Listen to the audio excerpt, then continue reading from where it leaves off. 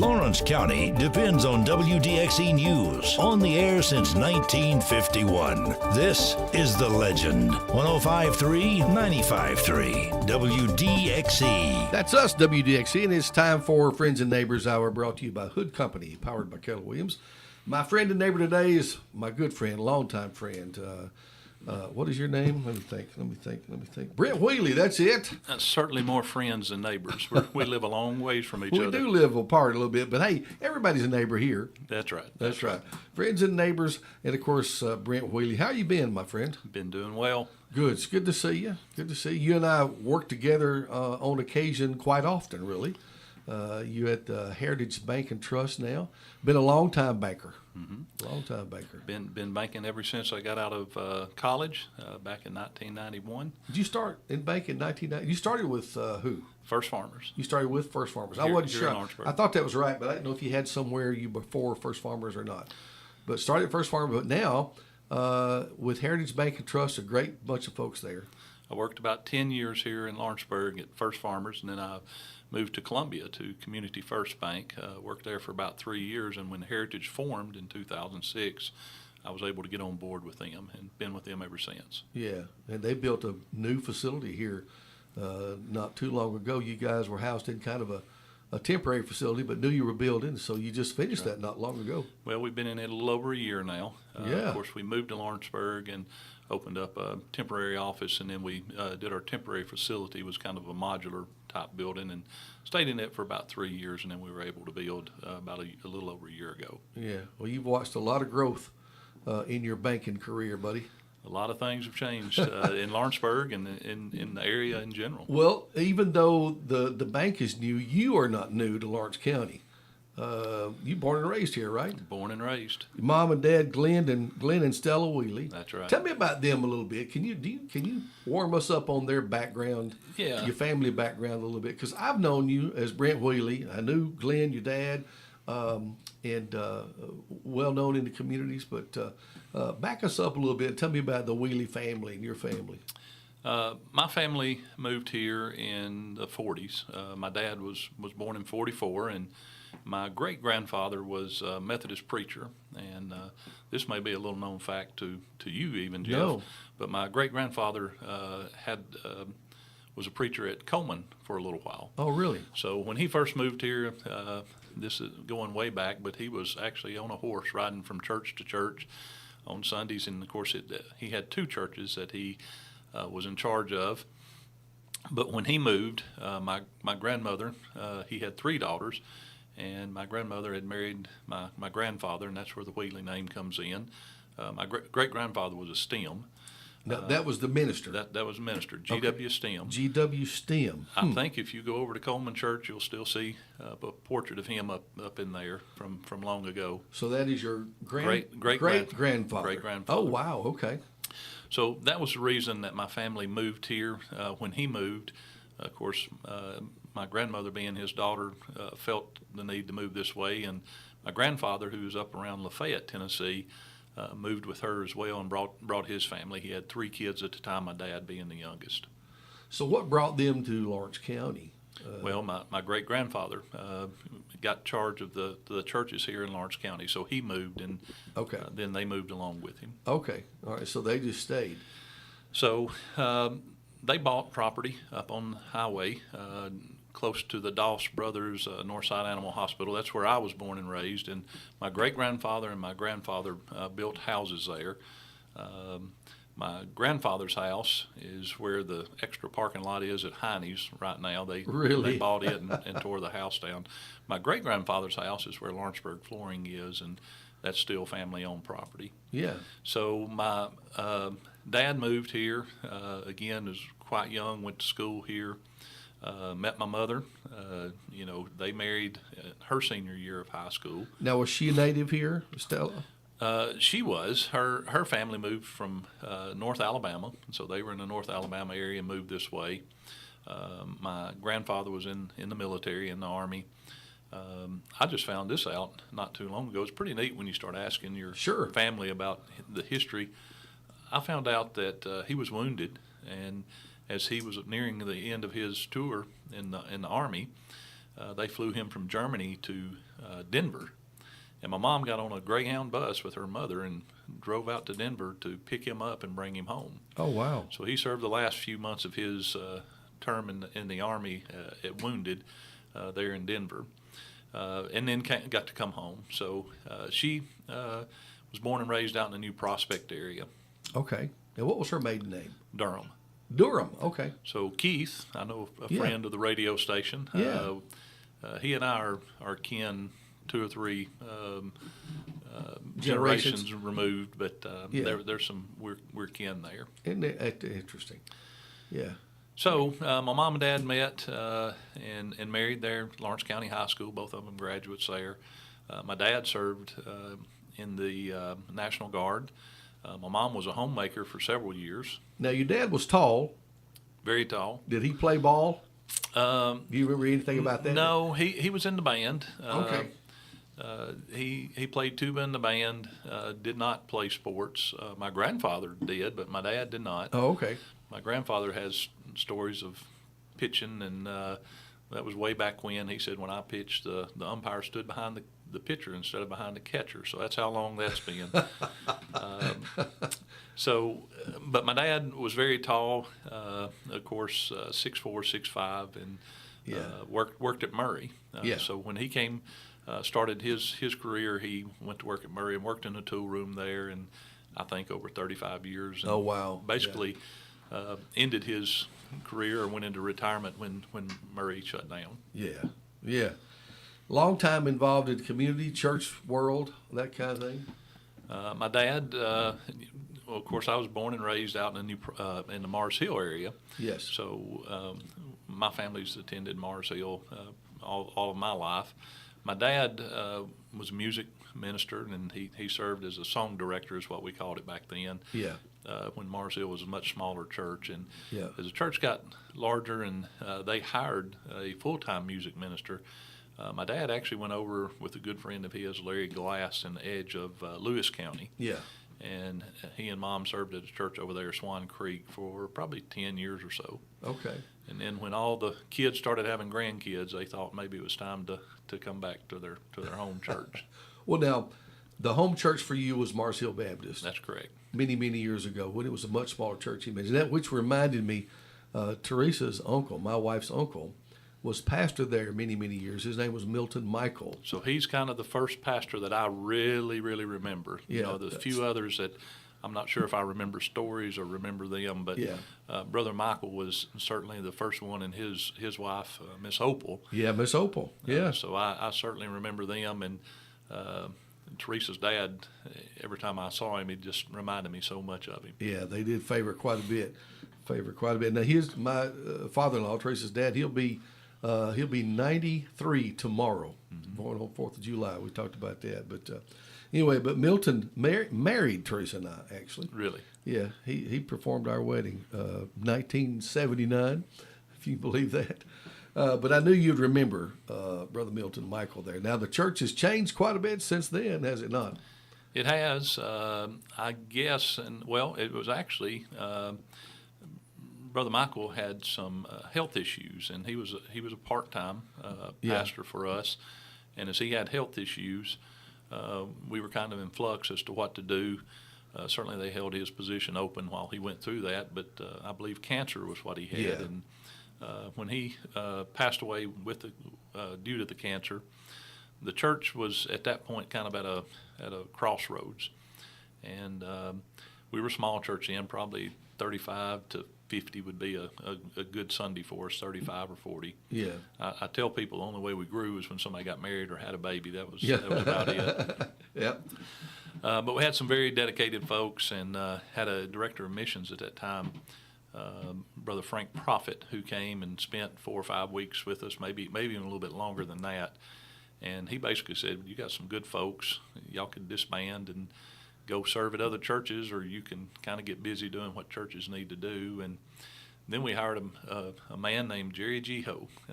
I remember Jerry, yeah. That name is I know Jerry very a lot well. of folks would know him here in the Lawrence County community. And from that point on, the church just really started to grow. Jerry taught us a lot of things, and we just started outreach and those type things, and the church really took off. Yeah. Well, we may come back to that, but I'll get back to you and your family. You grow up and attend, of course, Lawrence. Did you go to what school did you go to? Elementary school. Elementary school, Ingram Sal. Ingram Sal. Okay. And so you asked about my dad playing sports. I do remember him playing PTA basketball. Oh, okay. And again, that I do remember that, and because he was so tall, he was pretty good. Yeah. His jump shot certainly not anything to write home about, but he could grab the boards. But Yeah.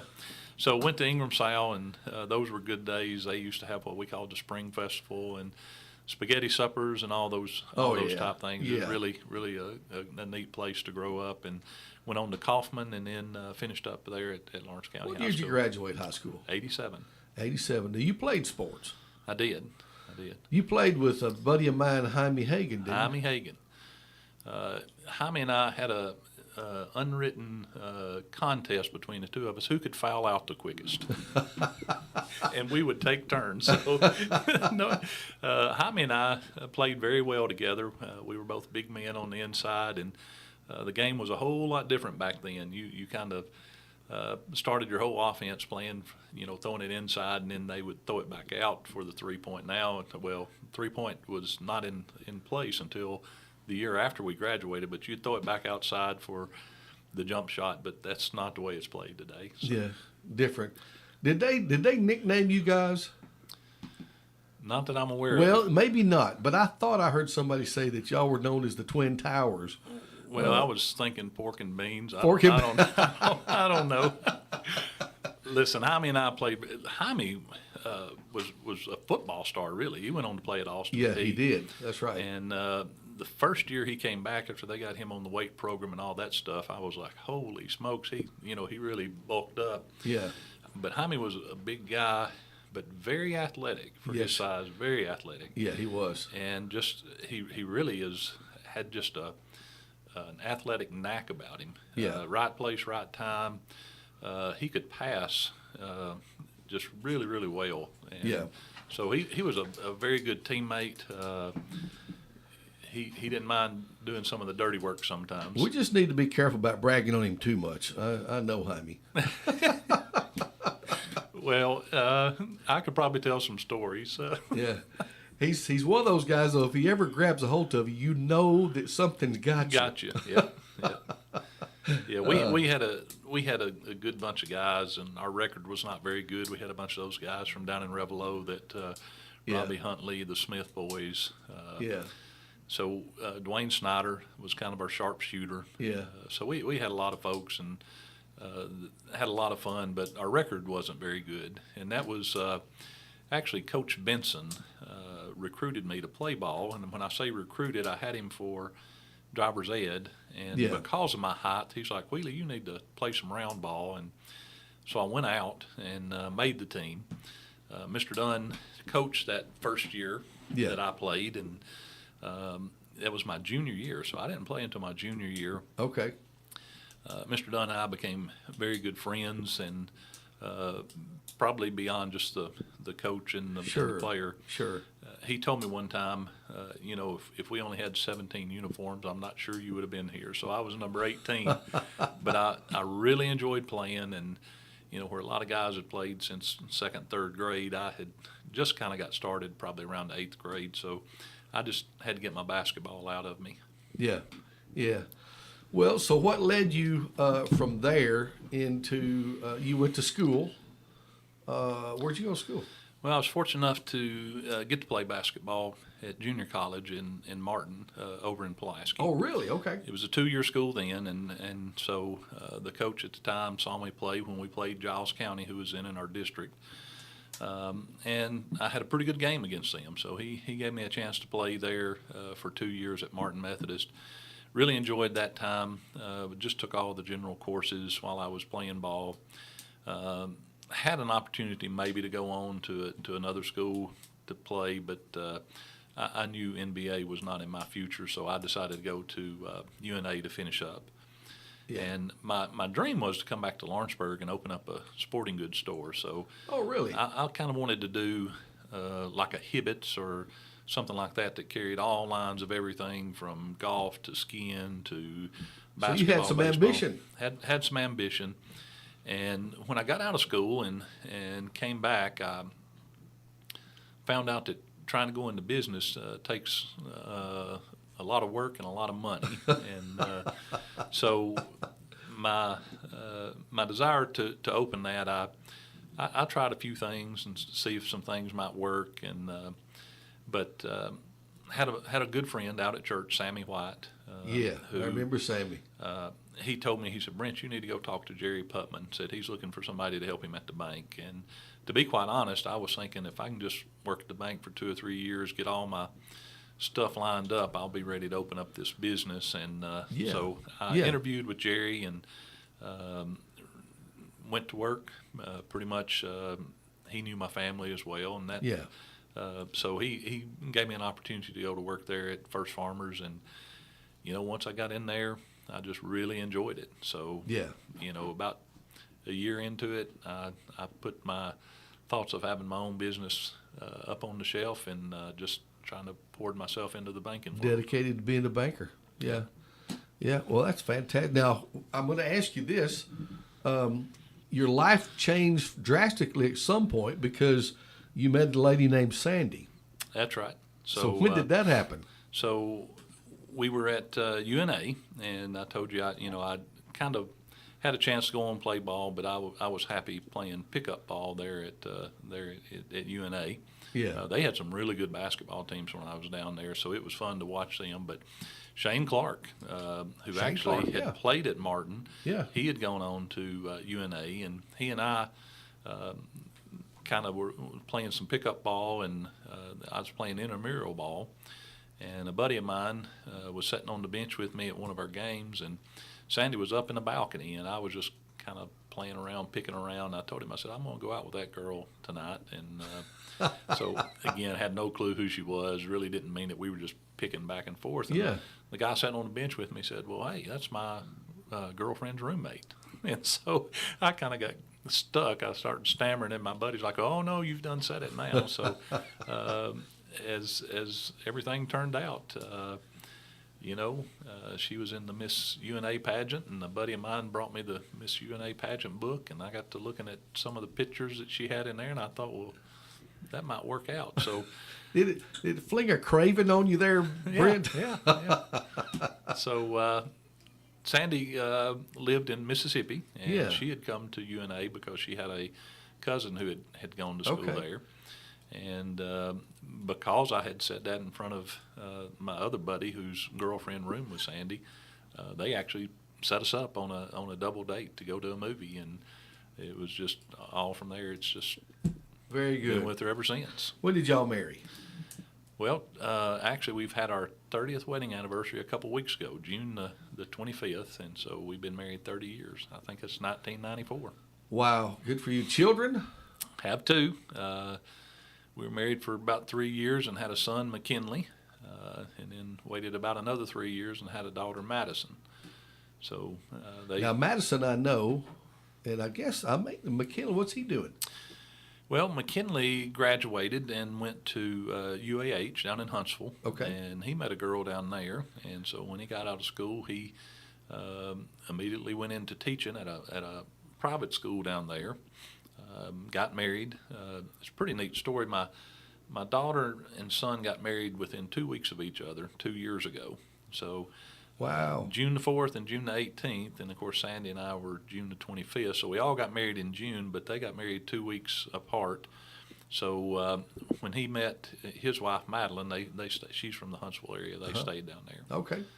So he has officially left his job teaching. He's gone back to get his master's and maybe thinking about working on his PhD. So very good. Well, they're still close enough though you can have family time. That's right. Very good. Not too far. Very good. That's great. We've built a life here in Lawrenceburg and Lawrence County. You and Sandy and your family, and still have your extended family out there, and a friend and neighbor, as we say here on the show. And we haven't talked about yet a lot into the banking, but I want to get there because you and I talked about this earlier.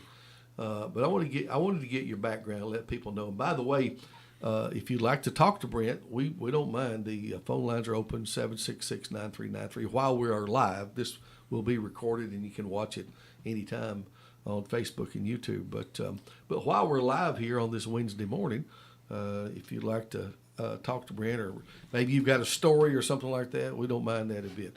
The phone lines are open to you. But so you had your career in banking, and you took off at that, didn't you, Bud? I did. When I started in banking, it was really a good time here in Lawrence County. And it's amazing that friends and neighbors and being at a community bank is just really a great thing. You help somebody out with a house loan or a car loan, and it's just kind of like that old hairspray commercial. It just, and so on and so on and so on. They tell folks, and Right. next thing you know, you got you a pretty good little group of folks who come to you and do business with you. Yeah. So you begin to build that, and then of course you ended up where you are now at Heritage Bank and Trust. When did you say that you started there with them? Started in 2006 when They opened up fresh and new then. That's right. That's correct. And when I went to Columbia, obviously the bank that I was with there, Community First, had no branches in Lawrence County. Uh-huh. But I was still able to do business with folks, and I joke and tell people, not joke, but it's truth. We signed a lot of notes on the car hood in Walmart parking lot, or Yeah. this place or the other, and come to people's homes and get them to sign loans. So still had a good following and a good book of business here in Lawrence County, even when I went to Columbia. And then when we started the new bank, Heritage, again, that was very exciting for me to be able to kind of start from the ground up. So, Well, I want to ask you about that, because that's a little bit of a mystery to me. If you wanted to start a bank, how would you do that? When you start a bank from scratch, that's kind of a big deal. so it is a big deal, and you have to get a group together of shareholders that give a certain amount of money. They buy stock, if you will, and Heritage Bank started with about $15 million. So all the shareholders we had put in that much money, and of course the state of Tennessee, we're a chartered bank through the state of Tennessee, and of course all their rules and regulations, and you have to go through the entire ordeal of showing them your plan. And there's a lot to banking. Banking is very heavily regulated. Yes, so, it is. when you start doing that, they want to see some experience. They want to see some knowledge of the banking world. It's not like just going out and opening up a business where you're going to sell widgets, on the side of the road. It's really in depth what they require you to do. Yeah, I would think so. But the major piece, of course, is having the funding to actually even think about putting a bank together. That's right. You have to have that funding, because that capital is so important that the shareholders put in, and they trust you with that you'll turn that into a good profit for them. Interesting. So the bank started started in Columbia, but I think you probably had dreams of having a branch down here to begin with. Well, I did in the back of my mind, and you don't get too froggy on things like that, because again, in the banking world, opening up a branch and those type things, again, very heavily regulated. There's a lot of hoops that you have to jump through to do that. So unfortunately for our bank, we went through the Great Recession about the time we got up and going really, really well. The recession hit, and that was caused turmoil for a lot of banks. Was that what year? That would have been in the 2008 deal. Yeah. And that lasted, for 4 or 5 years. It was pretty rough in the banking business. And, when you get up and drive to Columbia every morning, a lot of things on your mind. But, that was not a good time for people in general. But a lot of banks really took it on the chin. And our bank was no exception. We had issues, but we were able to work through all those. So you come out the other side of it, and you feel pretty good about it. But there a lot of damage left along the way as again, businesses and individuals really struggled. It was across the board. That's right. Well, kind of to back up and just kind of go through some, I guess, finance history. When people think of financing, interest rates are always right at the top of the list. What the interest rates are going to do, or what they are now, what they used to be, and all that kind of stuff. So when you started, I'm talking about when you go all the way back. Can you remember what home loans were when you first started banking? Well, I think I know what you want me to say. Is that 18, 19%? No, no, not really. I'm just serious about what they. Yeah, so probably when I started, and again, I could go back and look, but I would say probably when I started, 8 to 9% would be a good home loan. Yeah. But there were still plenty of people that had home loans at higher rates, loans at higher rates, and I certainly heard, and it wouldn't have been in the too far past, that people had 17, 18% home loans. So I did not have that in my banking career, 18% home loans, but I certainly heard about it. Yeah. And on the other side, I distinctly remember a member of the operations committee carrying me into the vault, and they were able to show and produce a CD. And again, First Farmers had branches in Leoma, Loretta, and this was an individual that lived in Loretta that had an 18% CD. Yeah. So they had locked that rate in for some period of time, and I was able to see that CD and see the rate of return that they were getting. Well, I guess it was what, 79, 70, 77, 78, 79, when those interest rates really went crazy, something like that. Of course, I was 18 years old in 79, and didn't have a home loan. But a lot of people were suffering because of those interest rates. And there were, and it was probably different then. You can probably educate me on this, but most of those loans, if they were variable rate loans, didn't have a cap. That's right. So they just skyrocketed. And the rate would just continue to go up. And, again, that's where banking's very regulated, and then rules are put into place and things are put into place. And today there are caps that loans can go in the state of Tennessee.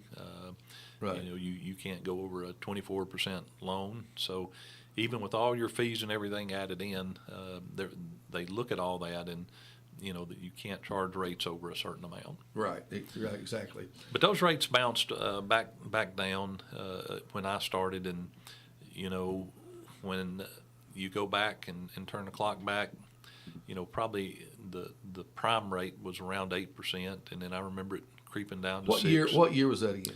That would have been in the 90s, 92, 93. Okay. So I started real estate in 86.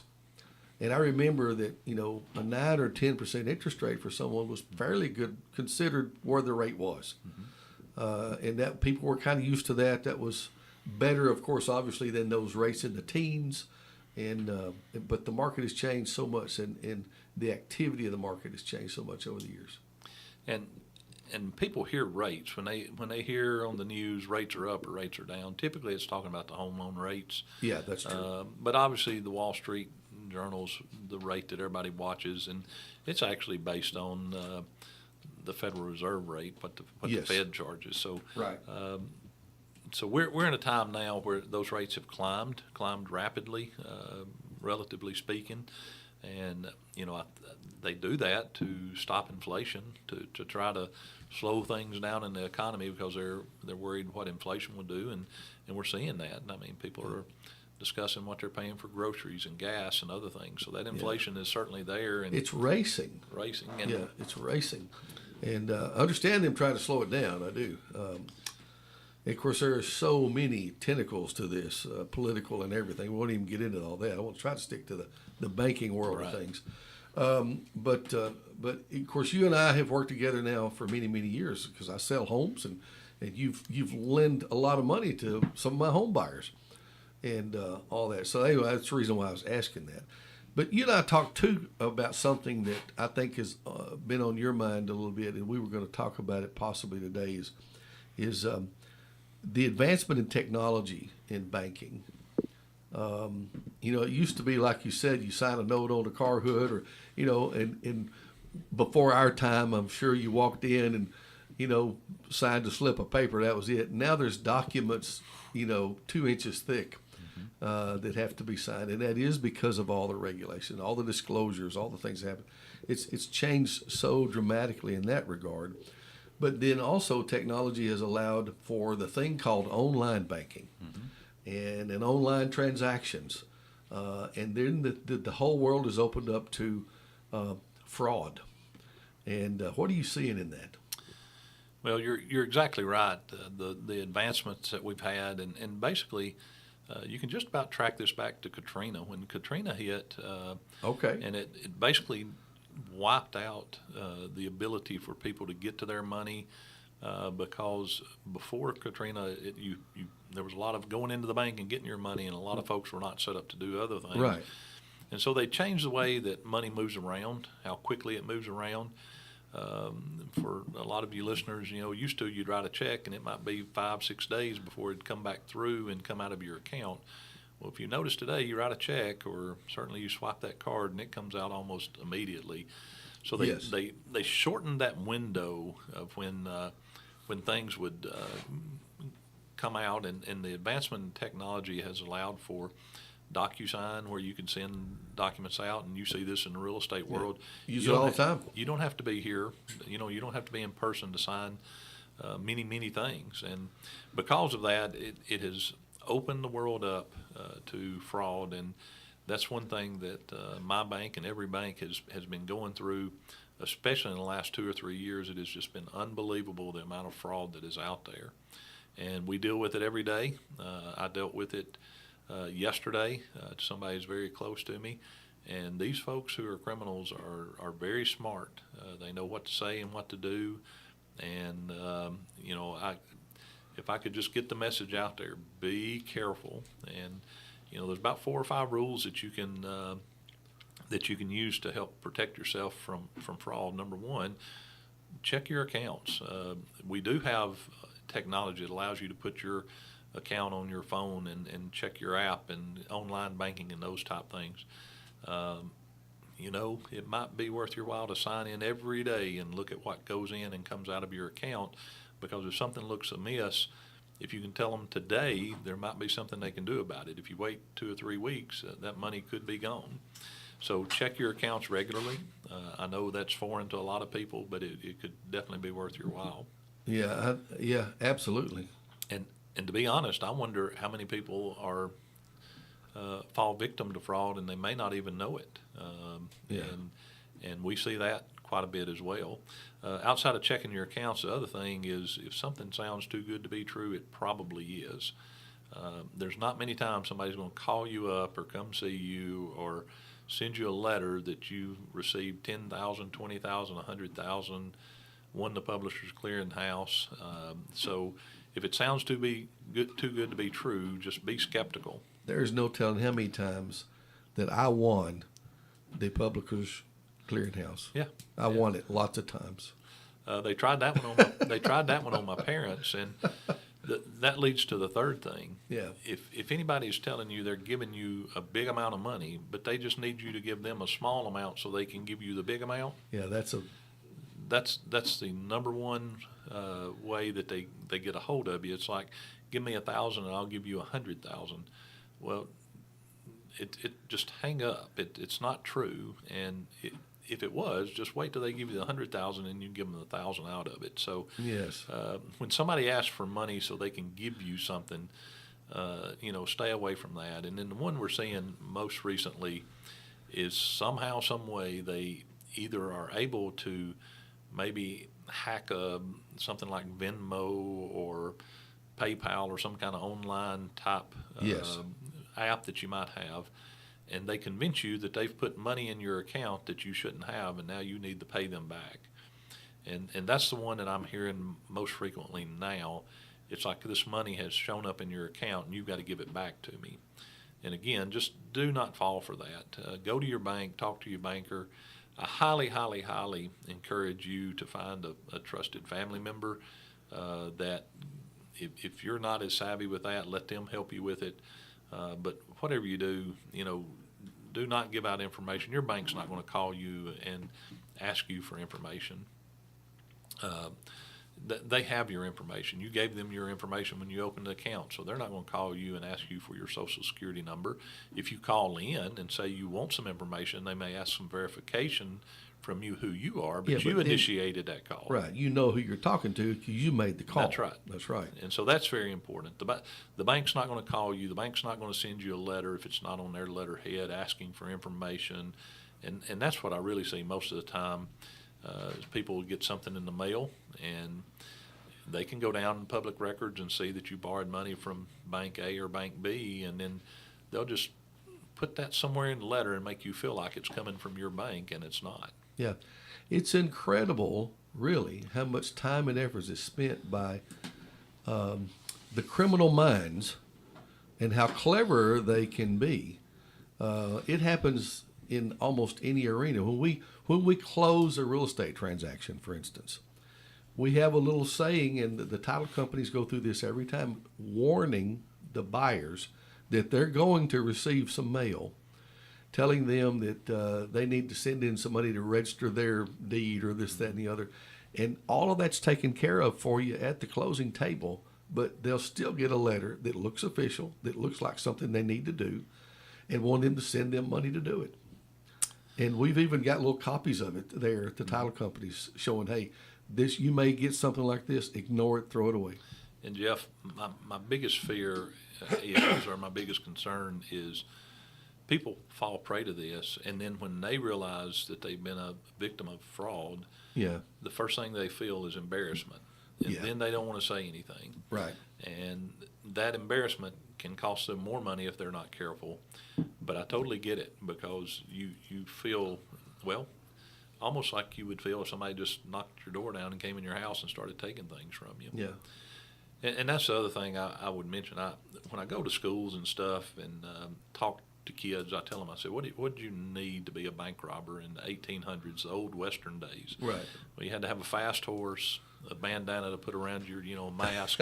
Yeah. Probably a gun would be a good thing, and a bag to put the money in. And Yeah. now we'll never see these folks. They're sitting behind a computer in this country, another country, who knows where. Yeah. And they use that computer and the telephone, and they get people to trust them, and they know all the answers. They know every one of the answers. And again, one of the things we're seeing is they will be as bold as to say, now go to your bank, and if they ask any questions, tell them you're helping your son, your daughter, your family member. So That's amazing. And somehow they say all the right things to make you believe them, and then people will come to the bank, and that's exactly what they do. Wow. Well, that's one thing in that arena where they convince you to actually, and you're kind of duped into doing something that gets you taken advantage of. But what about actual getting hacked? When your account is hacked, I mean, how prevalent is that these days? When your account could actually be, like your PayPal or your Venmo or any of those that are just hacked and just invaded. Well, don't fall prey to the thought that, well, I don't have hundreds of thousands of dollars, so nobody will be interested in me. They find people who are basically, they just target them, and if they get $5, they're happy, because again, they didn't have to do anything to get it other than just make a phone call. So first off, don't think I don't have a lot of money, so nobody's going to care. Second off, as much as we do online and using our bank cards and all those things, those are great. They're great tools to use. But time and time and time again, customers call in and they're like, I did not make this purchase. And, whether we'll hear from time to time that this store or that store has basically been hacked. In other words, maybe they had 2,000 customers in yesterday that used some type of credit card or debit card, and there's a file that's built. Even though it's all electronic, there's a file that's built that says card number 123 from this bank with this routing number, and that's out there. Yeah. And if somebody is savvy enough to break in or hack into their computer and get that information, all they have to do is duplicate your card number, and they can do that. Now, there's safeguards in place. If you notice your cards, they have a little chip on them. And, when you're in a store, you can sign. Sometimes the stores will ask you to sign. And I'll just tell you, anytime somebody asks for my driver's license when I present a card, I thank them, because just think about it. It could be criminal A who has gotten my card or my information, and I want them to check their driver's license to see if Yeah. it looks like me. Yeah. So that happens because these folks are able to hack into different computers and different places and get basically your information, which is given out every time you put that card in a gas pump or every time you call online and put it in. So, we live in a world where I'd like to say just don't put your card information out there, but that is just not feasible today. It's not. More and more, there's places that actually don't even operate with cash. So let me tell you a quick story. Sure. Because of the technology being as good as it is, my daughter Madison had a checking account. She was probably in high school at the time, and I was able to watch her card on my app, and she has an app, and she was able to watch it as well.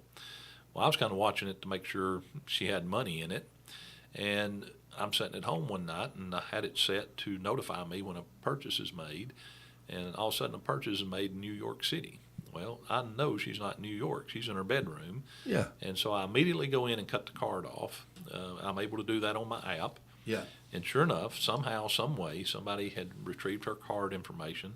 They always start low because they don't know how much you have in your account. So for her, I think it was like $5.10.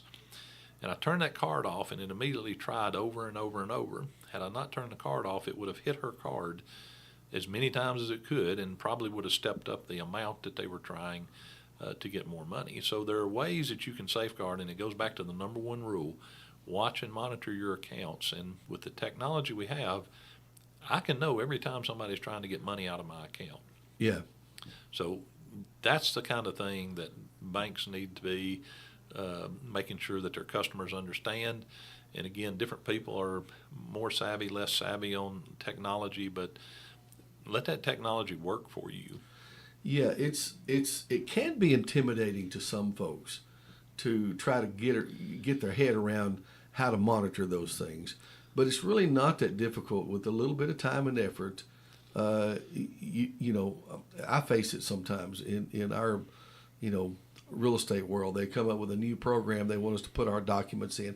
DocuSign, for instance, at one time was new, and so was Dotloop. It's new, and you're going to use these technologies. But once you learn them, which didn't take as long as I thought, and especially with the bank, online banking apps and things like that, it is easy to watch your accounting and watch your accounts. I probably don't do it enough. I probably don't look at it enough, really. Well, just know that those are out there. And again, I'm going to go back to, if you don't feel comfortable with it, do you have a family member that, again, that you trust, that you can have them help your account? Maybe even put them on the account with you so that they can monitor it with you. But again, I don't want people to feel like, oh my goodness, I'd be better off burying my money in the backyard. That is certainly not the case. No. But you do need to monitor, and you do need to watch. And these fraudsters are very good. Just be very leery when somebody calls acting like they want to help you out or do something for you, or they need you to do something for them. Excuse me. Wow. It's very interesting. It's a wild world out there. But you guys in the banking industry have also worked really hard to take a lot of precautions to put in protection systems and monitor the accounts yourselves. That's right. We, every month I probably have 3 or 4 little training sessions I go through, all the way down to how we send and receive emails. That's very important, because there's a whole segment of crime or fraud that can be committed using emails and those type things. And again, there's all kinds of different ways that Right. some of these criminals can get in. So we train. We have safeguards in place. Our IT folks that is way beyond me what they're able to do and set up firewalls and all those type things. But very, very rigid as to what we have. So much so that I'll go to send an email sometimes, maybe to you, Jeff. I'm going to send you an email, and our system won't send it for whatever reason, and it's some of those safeguards that we have in place. Yeah. I get those every once in a while, even on my system that says, or at least a warning, that I'm getting this email or sending this email. Make sure this account is somebody you know or whatever. We get those. Well, we've talked about just in general your online banking use and your everyday card use and, your everyday accounting use. But sometimes there's some larger transactions, and I run into this in real estate transactions where we're dealing with some large amounts of money that need to be wired. And wiring funds is a whole different thing than your everyday banking transactions. And I have heard some horror stories from some title companies and others who have had some experience where people have been duped. And when they were duped, that money was gone. And I go back, I mentioned a while ago, I'm happy when somebody at the cash register asks to see my ID. Yes. Do not get upset with your bank if they ask for some form of identification. And when we send wires, there is about a 5-step process for us to do that. And I assure you that is 100% for the customer's protection, so that somebody hasn't fraudulently created that wire, or to make sure that that wire, again, one of the last ones that I dealt with, the fraudster basically said, wire this money to me. And we had a customer who was just about ready to do that, and our folks kind of sniffed it out, and we were able to basically show them that that was not what they needed to do, and basically saved a large amount of money for that customer. But that's because we have those safeguards in place. When somebody wants to wire money, we check it about 5 different ways before we ever hit the send button, because once you hit that send button, it is gone. I was going to say, you need to be completely 100% sure on both ends that you're dealing with the right person when you wire funds. So listen, and it's done all the time. It can be done safely, but you got to do all these safeguards. So I know our time's running short, and this is very, very important right now, and we see it every day. You need to take this very seriously, and I hope if anybody has any other questions, that they'll reach out to their bank, whoever they bank with, and just say, what can I do to protect myself? And I assure you, the banks can tell you story after story after story, and it's good folks, it's educated folks, it's folks with a lot of money, it's folks with little money. There is no distinguishing between who they will try to hit on, and there's no pattern as to what they do. But I don't want to end on everything kind of the negative note. I want to talk about the good things going on in banking. Sure. Rates are a little bit higher now. If you go to buy a house, you probably have friends that have home loans in the 3 and 4%, and they think about selling their house, and they're like, well, I can't give up my 3%, 4% rate that I have, because if I go buy a house now, it'll be more in the 6, 7 range. But there's a lot of things going on, especially in our community. We are very receive the benefits being located where we are, between that Nashville market to the north, the Huntsville market to the south. Both of those are very vibrant, growing economies, and I think we get the benefit of that. We do. We have some good things going on in the community now. You see a lot of buildings going up. That's right. There's a big one up in Etheridge when they announced that building was coming in, and the jobs that it will produce. Those folks are already starting to move in here, which means that there needs to be housing, and houses are still selling. So there's a lot of good things going on. There is. That gives the banks opportunities to meet the needs of its customers. Businesses starting up, a lot of new businesses. Look at our square. Look at how far that thing has come in the past 4 or 5 years, and the folks that are putting money and businesses in that location. If you hadn't been to the square lately, you ought to go, because it is really neat just to walk around that square and see what's happening. The business climate in Lawrenceburg is confident right now. That's a good way to put it. I think they're very confident in our little future here, and Lawrenceburg's in a good position. Just a lot of good things happening, and we at Heritage get to see some of that. Companies moving in from the West Coast, and they want to open, and we're able to maybe finance their building purchase for them, or maybe it's a startup business, somebody that's lived in Lawrenceburg all their life, and unlike me, where I got into banking and kind of stopped the idea of opening up that sporting goods store, maybe they're ready to open their business. Sure. So it's just really neat to be in the banking world, and all the different things that we get to see. I've helped a couple who thought they had built their forever home, and circumstances happened, and they had to kind of sell and move to town, so to speak. And we were able to help with that, and that's a neat thing. Folks that are moving in here because they've kind of lived in a bigger city. And Jeff, you've got me helping somebody now who's just ready to relocate. And, they're going to relocate here, coming from East Tennessee. And listen, we're so happy to help folks do that. And it's just neat when you get to build those relationships with folks.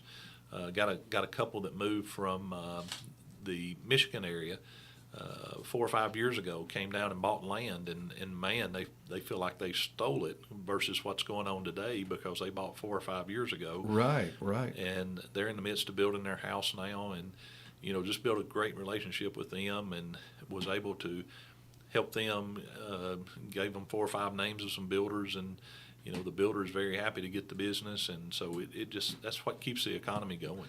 Well, not to brag on us too much, but I have watched, and when you can get creative and help some people buy their home or sell their home or get the financing lined up. We've talked about how important that is for most people when they're dealing with buying a home or going into business. Financing comes into play, and sometimes you have to be creative with that. And Brent, I've known you a long time, and you're a solid banker in my book. And usually creative and can find a way to make things happen. Folks have to, there's 3 main things we look at: people's credit, of course, their income compared to their debt, and then what do we have as collateral. And, if all 3 of those are great, it's what I call a slam dunk. And even though me and Jaime didn't have a lot of those in our high school days, in the banking world, I'm very thankful when we get a slam dunk, and they come along quite a bit. Yeah. But every now and then you run into somebody who may have had a little bit of a hiccup in their credit. For those people, I tend to always tell them, I wish I was talking to you 6 months ago. So if you have credit problems, don't wait till the last minute when you're ready to buy your house to go see us at Heritage. Come see us and let us help you work through your credit, and what can we do to get that more in line where it needs to be to do your loan. We've had to tell some people, you're going to have to wait 6 months or a year, but if you'll come back, I think we can help you if you'll do these things. So we can help get your credit in line. Yeah. Income's a little bit different story. We can't magically create more income for you, but there are things we can do to help, maybe with consolidating some debt or changing up some debt, or give you a plan to pay some things off before you get ready to buy that house. And then, with economy like we have now, what used to be a $160,000 house is not $160 anymore. It's $200, and again, that requires a little bit more. But sometimes we can be creative, co-signers, other collateral, things like that. That wouldn't necessarily fly in what we call the secondary market or a traditional conventional loan. Yeah. Through those, we're able to help out, and that's the beauty of a community bank. Brent, it's been great, buddy. A great visit. I knew it would be. You and I have always had good conversations, and I've really enjoyed talking with you this morning. Enjoyed getting a little bit of your history, even though I knew a lot of it, but just to kind of review and know. You and Sandy built a great life here, and now with Heritage Bank and Trust. Sandy's working too, isn't she? Sandy's a school teacher. I've got all school teachers. Madison school teacher. Yeah. Sandy is, but Sandy recently bought the Merle Norman. That's what I thought. They're in the strip center with Hood and Hester. And, so she's kind of entered into that chapter now. And, good deal. So that's going pretty good. She's always been entrepreneurial. Very much so. Yeah, very much so. Sweet lady. And great singer. Can sing great. Yes. Good deal. Well, listen. We're gonna have to wrap up. Appreciate you being here. Friends and Neighbors Hour brought to you by Hood Company Real Estate Services, powered by Keller Williams. Our good friend Brent Wheeley with Heritage Bank and Trust. And Brent, good to see you, my friend. Good to be here. Take care. You, Jeff. If he seems shaky in coming days, according to one House Democratic aide. So here's what Biden is doing to respond to these growing concerns. There's reportedly a staff meeting today at the White House to help boost morale. Later